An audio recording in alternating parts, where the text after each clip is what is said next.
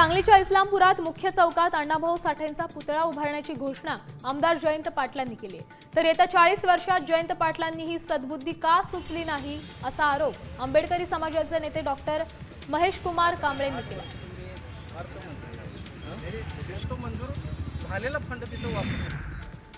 सोलापूरच्या अक्कलकोटमध्ये पावसामुळे बोरी नदीची पाणी पातळी वाढली आहे। त्यामुळे आंदेवाडी ते दुधनीला जोडणारा बोरी नदीवरील पूल हा पाण्याखाली गेला।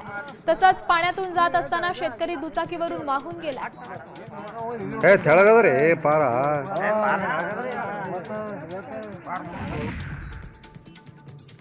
सोलापुरातील उजनी धरण 100% भरलंय। त्यामुळे शेतकऱ्यांना दिलासा मिळालाय। धरणाच्या पाणलोट क्षेत्रात झालेल्या सलग पावसामुळे पाणी पातळी वाढली।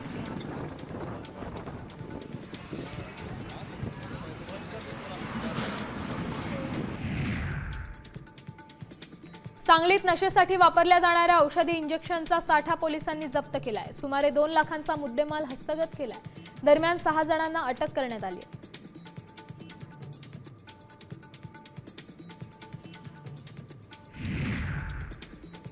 माढ्याचे तहसीलदार संजय भोसले यांना वाळू माफियांकडून जीवे मारण्याचा प्रयत्न करण्यात आलाय। माढा तालुक्यातील मुंगशी गावात सीना नदीच्या पात्रातून जेसीबीद्वारे वाळू उत्खनन सुरू होतं आणि या ठिकाणी कारवाईसाठी तहसीलदारासह मंडळ अधिकारी तलाठी गेले होते। त्यावेळी वाळू माफियानं गाडीने तहसीलदारांच्या गाडीला धडक दिली।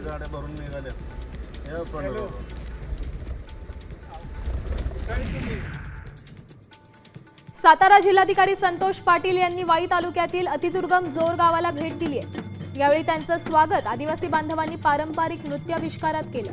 नागरिकांच्या समस्या जाणून घेऊन विविध आयोजनांचे दाखले, रेशन कार्ड, आयुष्मान भारत कार्डचं वाटप करण्यात आलं। जिल्हाधिकाऱ्यांनी हे केलं।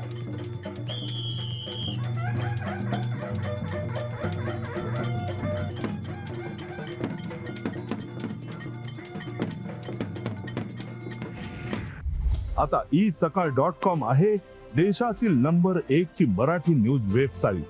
प्रत्येक अपडेटसाठी isakal.com ला नक्की भेट द्या।